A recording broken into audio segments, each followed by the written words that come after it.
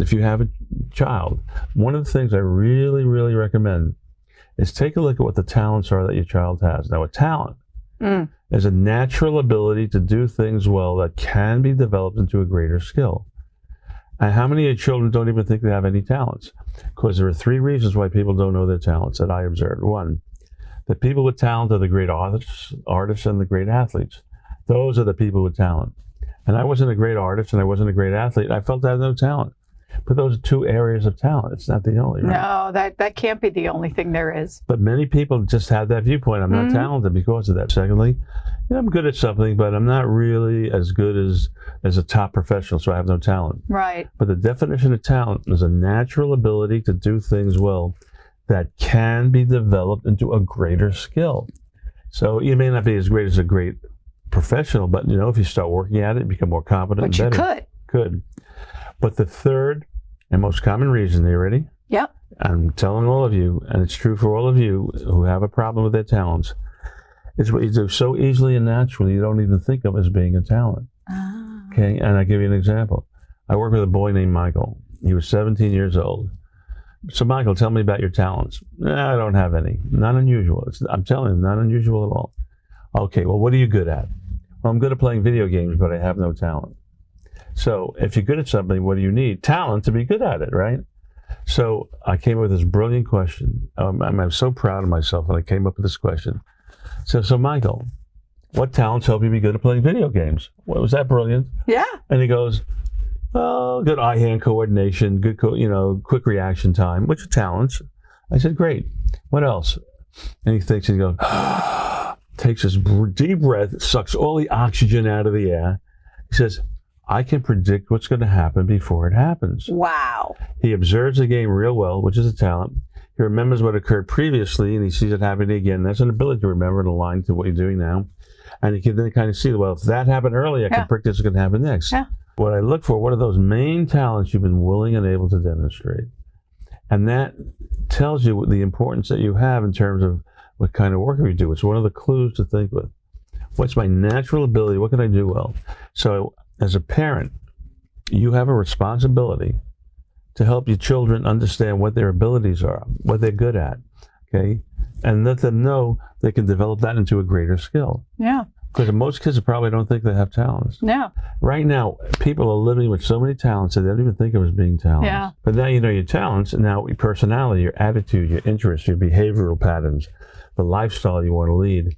You put that into the equation, and they give you clues when you see those answers to the purpose. And the definition of purpose is the reason for which something is done or made or exists, the reason. The reason. So if somebody says, my purpose is to be a teacher, that's not a purpose. No.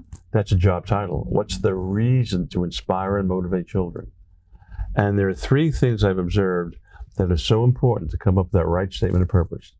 And unless you have these 3 elements in that statement, it's not right. From my observation, working with thousands of people all over the planet. The purpose we're going for is a statement that will direct their future activities. Okay. We don't try to go with purposes they had in the past. No. Let's come up with a statement of purpose that's going to direct your future activities. And there are 3 criteria. Okay. 1, does it really impel you? Yeah, I know the purpose. My purpose is to help people do better in life, and I feel good about it. It's like a statement.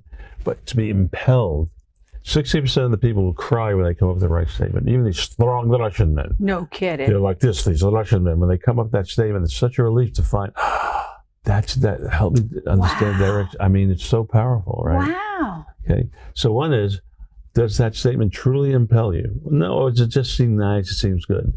I don't accept it. Secondly, when you look at it, there's one concept that has to be involved in the purpose. It's how to help others. Okay. If somebody comes up with a purpose, I want to be a millionaire, I don't accept that. Because we're looking for a statement that really inspires and motivates you, that really impels you to really have that sense of self-respect and fulfillment that you want from what you're doing. Okay? And yeah, there's some satisfaction in being a millionaire or whatever. But that's more of a personality thing and a personal thing. Interesting. But a purpose is something different. Okay? And everybody I work with, no matter what age or what country, whether it's teenagers up to people in the 70s and 80s, when they come up with that statement that impels them, It's always about, in some way, help. Now, it could be implied. One person. Right. They don't have to have stated in there the word help, but the implication of the doingness. One person said, I want to become a very famous celebrity. I said, well, I'm not sure that aligns to what I know the criteria. And then he said, but I want to do that so I can help motivate others from my example. That's what drives them. See? And people are driven by that desire to help. And the third, and this is truly amazing, I work with thousands of people all over the world, individual consultations with hundreds and hundreds and hundreds of people. No two people have ever worded their purposes the same way. They have a concept that's similar, but there's a particular way for you to state your purpose. That's your way of stating it. And until you come up with that clear statement of what you're trying to do, it doesn't impinge. I worked with a lady in Hungary. She said, I found my purpose. It's to help people understand their potential so they can be successful in life. Nice. Sounds nice. Didn't impel her. No. It was that she kind of stated it. It sounds nice. Okay. But she's a poet. And so, sometimes if you write things poetically, maybe you can, it'll have, more directly communicate what you want. She sits down, she comes back. More life and emotion connected to it. And she came back 5 minutes later, tears streaming down her face. Not unusual. She says, I found it. I want to help people spread their wings so they can reach the stars. Oh. Same concept, but the wording was different. And that was her. And going back to what you were saying early on, which is finding that innate thing about a person's personality. That was her personality. That contributes to coming up with that statement of purpose. That's right. So you have to know all those three things. But then, when you know these things about yourself, now what is the ideal career path or education path that best aligns to those three things? It's one young man I work with, who's a professional rugby player.